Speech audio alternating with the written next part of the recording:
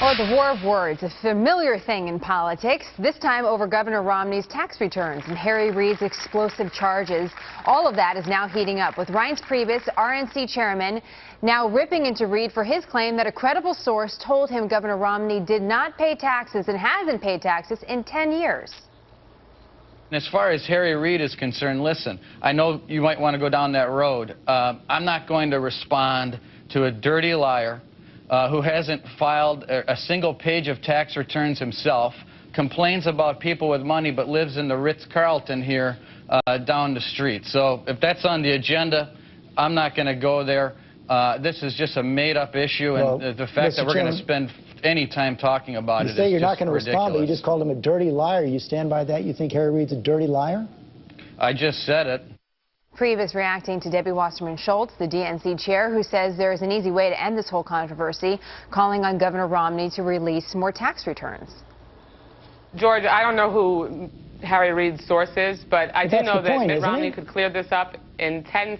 Well, I do know that Mitt Romney could clear this up in 10 seconds by releasing the 23 years of tax returns that he gave to John McCain when he was being vetted for vice president, or even 12 years of tax returns that his own father said were what was appropriate, because 1 year of tax returns like he's released could just be for show. Usually we only talk about taxes on April 15th.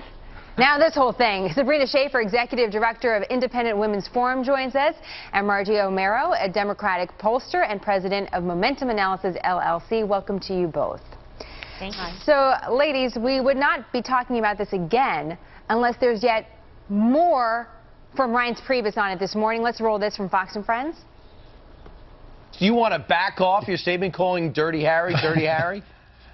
Well, you know, there's no triple down in blackjack, but I'll triple down on my comments from yesterday. So, speaking of Las Vegas, it's just the truth. I mean, the fact, what else do you call somebody who goes onto the Senate floor and claims that someone, you know, hasn't paid any taxes in 10 years, a complete lie, uses his official office to do it, and we all get it. I mean, he's just playing this game, and, you know, it's amazing to me that there can be any honor in a position that he holds, that he's degraded so far down the tubes. So, you know, it is what it is. I mean, he's a dirty liar, and we're moving on. We're moving on to defeating this president and saving this country. Moving on, but still going to talk about it. Sabrina, why continue to dignify it? Why is the RNC continuing to talk about it? Well, I do feel like I'm a kid on a playground right now. I mean, it does seem like there's a lot of back and forth going on. But to the RNC's credit, I think they are trying to push back on a narrative that has come to dominate this campaign, one of class warfare, where the president, where Democrats in Congress, where the Obama campaign are really pitting Americans against one another, and they're using Governor Romney's wealth as sort of the focal point. But I think the reality is that Governor Romney hasn't done anything wrong. Senator Reid hasn't been able to provide any evidence to back up his claims. And as Speaker Boehner said, this is absolutely a sideshow. So, Margie, Sabrina saying that this is a way for the Republicans to combat, as she mentioned, this class warfare argument by the Democrats. What do you think Democrats are really accomplishing through all of this? Well, this is not about Harry Reid. We've been talking about Mitt Romney's tax returns for some time, and we'll continue to talk about him. We'd be talking about him if there wasn't this issue with Senator Reid.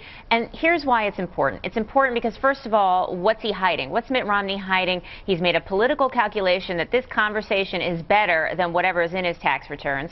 And then the second thing is, what does this say about his policies? And that's why this is really important. What does it say about his policies? There's been an independent Tax Policy Center has issued a report that Mitt Romney's tax plan would be a tax increase in 95% of Americans and a decrease for the top 5%. And then when you have him, Mitt Romney's own tax returns show that he has tax havens in the Cayman Islands and in Switzerland, it begs the question, who's he really fighting for? You have the policies plus his own personal, you know, how he stands to benefit, taken together, show that he's not not on the side of what poll after poll shows the American people want. And that's that's why this is interesting. important. As this conversation has come up, there's been a few editorials that have come out that have mentioned that the reason why both sides are so concentrated on this is that neither side has really been able to define their own campaigns. Sabrina, what is the definition of the Mitt Romney campaign? Without talking about the president, without talking about tax returns, what does Mitt Romney stand for, and what is the message that's supposed to be coming out that maybe hasn't? Right. Well, look, I'm not a representative of the Romney campaign, and I think that a lot of people are waiting to hear more of the details of his economic policy. You know, he has talked, for instance, about bringing down government spending from 24% to 20% by the end of his first term. But one thing I wanted to respond to that Margie put, out there is the idea that he's hiding something. The fact is all candidates have the same rights to privacy of their tax returns, but they do have to file with the FEC, and that does lay out their assets and their liabilities. And in fact, it sort of points a sharper light on their net worth rather than their income. So in many ways, this really exposes Romney to a lot more criticism than Margie, he would have if he just put a tax return. Quick final thought from you. What defines the president's campaign that's going to make him different this time than what we've seen over the last couple of years? Well, the president's going to be talking about making America a country that's built to last and focus on innovation and education and energy and improving our infrastructure.